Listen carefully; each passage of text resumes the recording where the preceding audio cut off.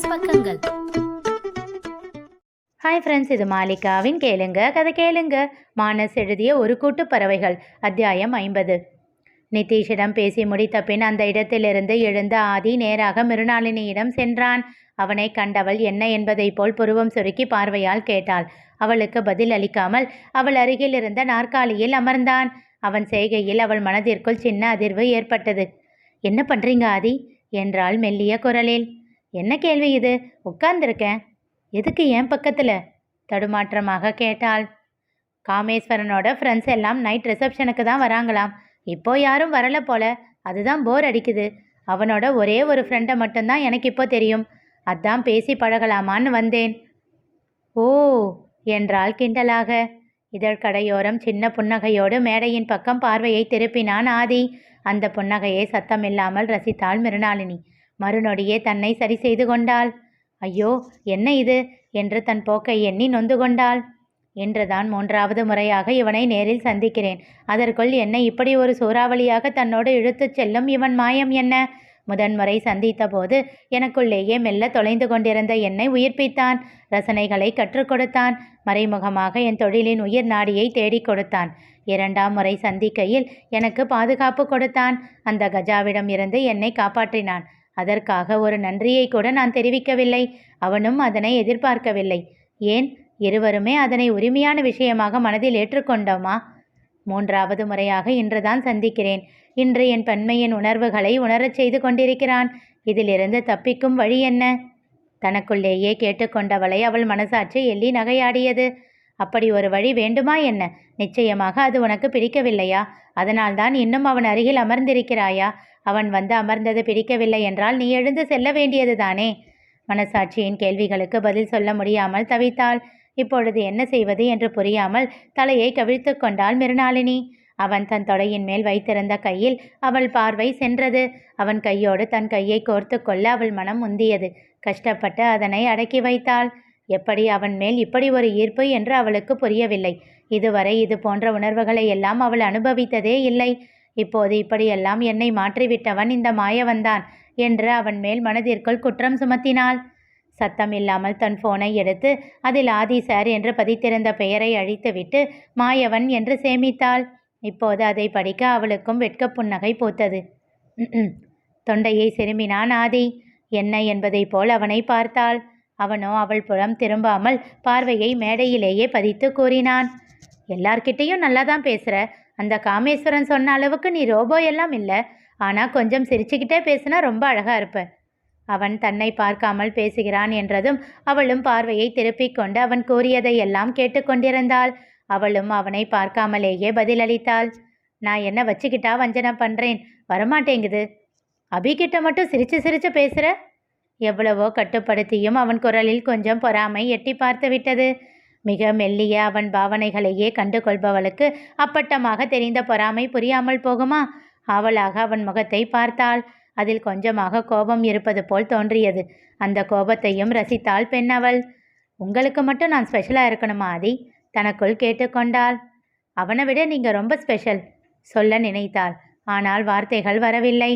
மெல்ல அவள் பார்வை மீண்டும் அவன் கையை நோக்கி செல்ல தான் சொல்ல நினைத்ததை செயலில் காட்ட நினைத்தாள். தன் கையை எடுத்துச் சென்றாள். அவள் கை தன் கையை நோக்கி வருவதை உணர்ந்தவன் திகைப்பாக அவள் கையையே பார்த்து கொண்டிருந்தான். அவள் கை அவன் கையை தொடும் நேரம், ஏமா நீ அன்பு பொண்ணு இல்லை?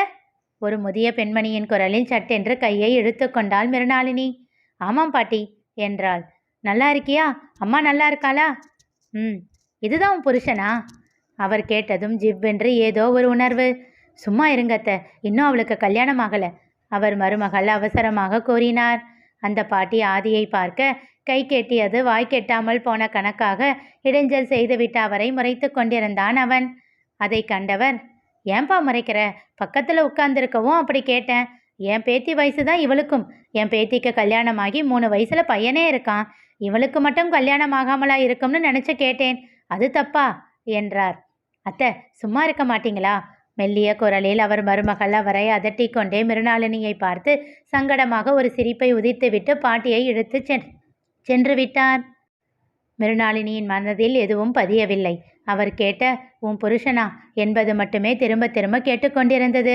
அவள் இதய துடிப்பு எகிரிக் கொண்டிருந்தது. நிமிடத்திற்கு 72 முறை என்பதெல்லாம் பொய் என்பது போல் 2 மடங்கு வேகத்தில் அது தன் வேலையை காட்டிக்கொண்டிருந்தது. ஓரக்கண்ணால் ஆதியை பார்த்தாள். அவனுக்கு வலப்புறம் அவள் அமர்ந்திருக்க தன் வலது கையை மெல்ல உயர்த்தினான். தன் தலையை கோதிக்கொள்வது போல் எடுத்துச் சென்றவன் அவளுக்கு பின்னே நாற்காலியின் மேல் கையை விரித்தான். சட்டென்று எழுந்து கொண்டாள் மிருணாளினி. அவன் ஏமாற்றமாக பார்க்க அவனை முறைத்துவிட்டு சென்றாள். அங்கே நின்ற பெண்ணிடம் பேசிக்கொண்டே ஆதியை திட்டுத்தனமாக பார்த்து கொண்டிருந்தாள். அதையும் அவன் கண்டுகொண்டான்.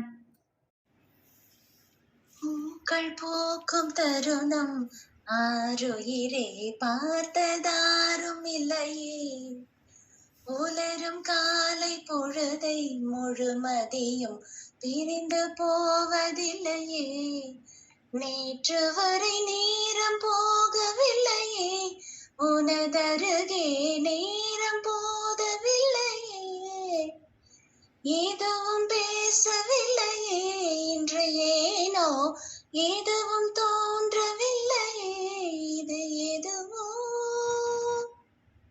இரவும் விடியவில்லையே, அது விடிந்தால் பகலும் முடியவில்லையே, போந்தளிரே வார்த்தை தேவையில்லை வாழும் காலம் வரை, பாவை பார்வை மொழி பேசுமே, நேற்று தேவையில்லை நாளை தேவையில்லை, இன்று இந்த நொடி போதுமே, வேறின்றி விதையின்றி விண்தோவ மழையின்றி, இது என்ன இவன் தோட்டம் பூ பூக்குதே, வாளின்றி போரின்றி வலிக்கின்ற யுதமின்றி, இது என்ன இவன் அன்பு என்னை வெல்லுதே, இதயம் முழுக்க இருக்கும் இந்த தயக்கம் எங்கு கொண்டு நிறுத்தும், இதை அறிய எங்கு கிடைக்கும் விளக்கம், அது கிடைத்தால் சொல்ல வேண்டும் எனக்கும் பூந்தளிரே. அவள் கவனம் முழுவதும் ஆதியிடமே இருக்க அவளை கடந்து சென்ற வெற்றியையும் தமயந்தியையும் அவள் கவனிக்கவில்லை. ஆனால் அவர்கள் இருவரும் அவளை பார்த்து விட்டார்கள். சின்னதாக அவள் முகத்தில் இருந்த புன்னகை கண்டு வெற்றியின் புருவம் நெறிந்தது. அழகாக தன்னை அலங்கரித்து கொண்டிருந்த அவளை கண்டதும் தமயந்தியின் மனதில் ஒரு நிம்மதி பிறந்தது. அவர்கள் முன் வரிசையில் சென்று அமர்ந்து கொள்ள தன் செல்போனை எடுத்து தயாராக வைத்து கொண்டு சரியான நேரத்திற்காக எதிர்பார்த்து கொண்டிருந்தார் தமயந்தி. யாரோ வெற்றியின் அருகில் வர அவரிடம் பேசுவதற்காக வெற்றி எழுந்து கொண்டார்.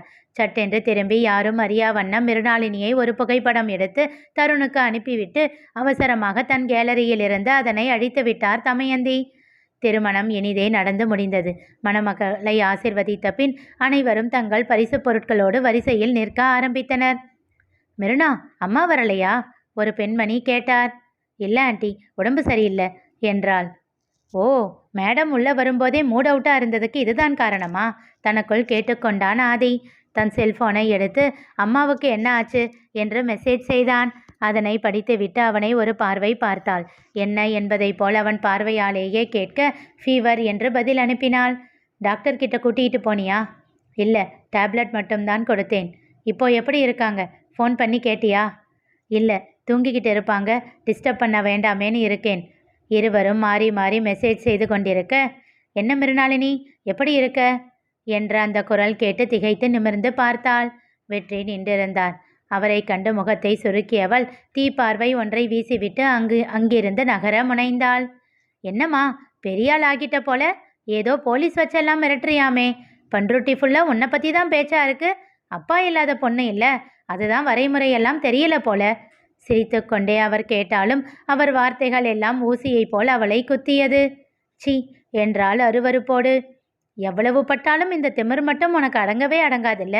ஆனா உன் முகத்தில் இப்போ கூடவே கொஞ்சம் சந்தோஷமும் தெரியுதே. சிரித்து கொண்டே அவர் கேட்க அந்த சிரிப்பிற்குள் இருக்கும் விஷத்தை அறிவாள் அவள். சின்ன அதிர்ச்சி ஒன்று அவள் முகத்தில் தோன்றி மறைந்தது. கவலைப்படாதம்மா, சீக்கிரம் சரி பண்ணிடுவோம் என்றார் உள்ளர்த்தத்தோடு.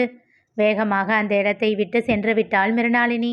இத்தனை நேரம் அவள் மனதில் இருந்த சந்தோஷம் எல்லாம் மொத்தமாக வடிந்து விட்டது. அவள் முகமும் மனமும் மீண்டும் இறுகி போனது.